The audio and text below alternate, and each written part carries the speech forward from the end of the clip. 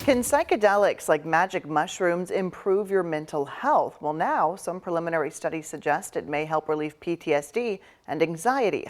Cities across the country have even taken steps to decriminalize its use, but researchers say there are risks to consider along with the potential benefits. ABC.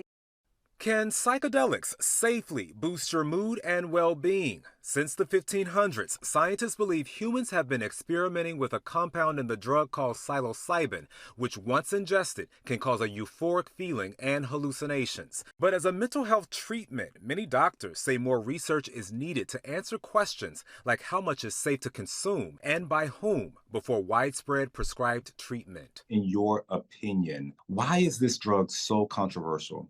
Even though psilocybin and psychedelics have been around for decades, there tends to be this debate right now about whether or not the recreational use is so risky that we can't look further into the potential treatments, especially for mental health conditions. ABC News contributor Dr. Alok Patel says more than 150 clinical trials are looking at psychedelics as a treatment option for people who suffer from PTSD, depression, eating disorders, opioid addiction, and anxiety. And so far, some studies seem promising.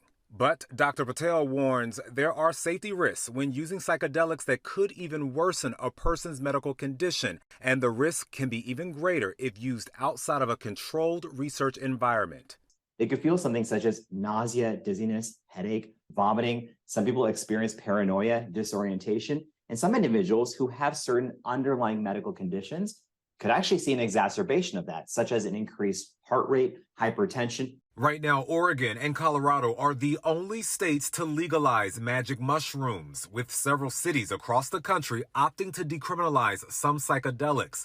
The drug is still illegal under federal law. What do you think the outlook is for this drug long term?